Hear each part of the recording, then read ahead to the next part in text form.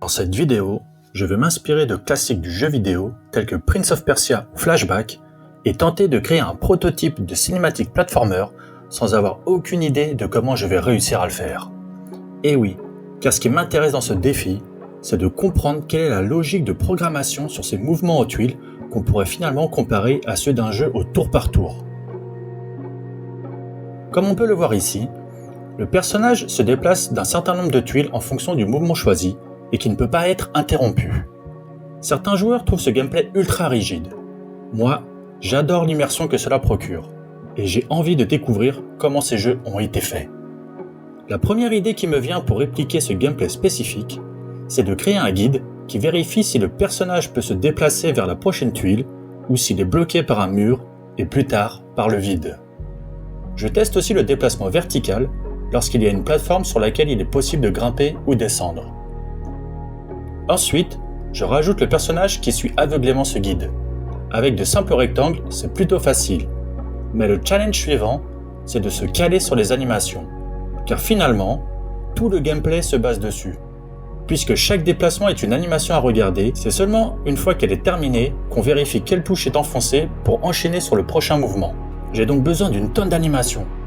Heureusement, je trouve le Pixel Prototype Player par Dead Revolver qui me permet de ne pas avoir à faire toutes ces animations, surtout que je suis pas aussi doué que lui, donc vaut mieux regarder ces animations, elles sont bien mieux.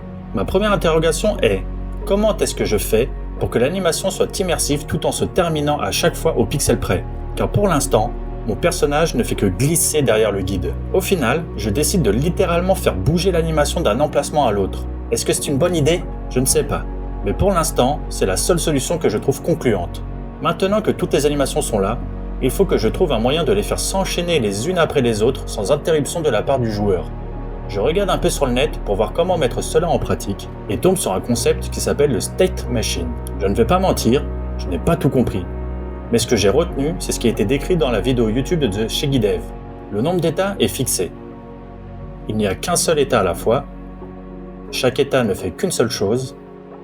Seul l'état actif répond aux inputs.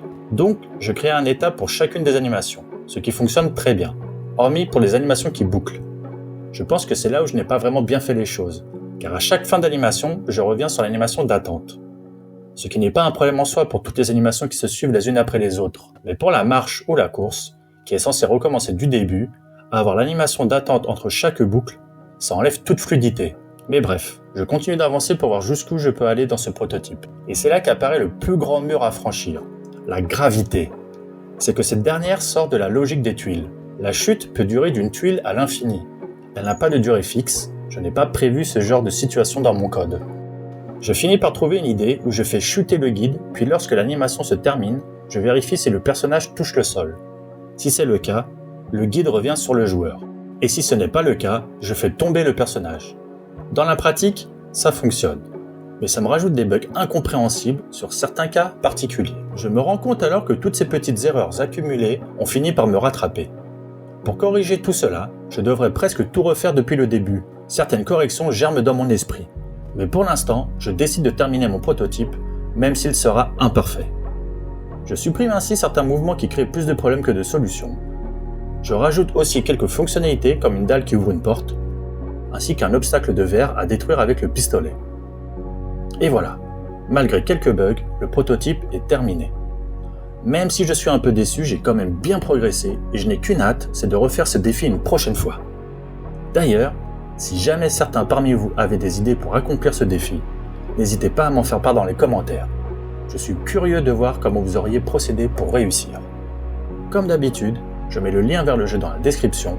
J'espère que la vidéo vous aura plu. Merci.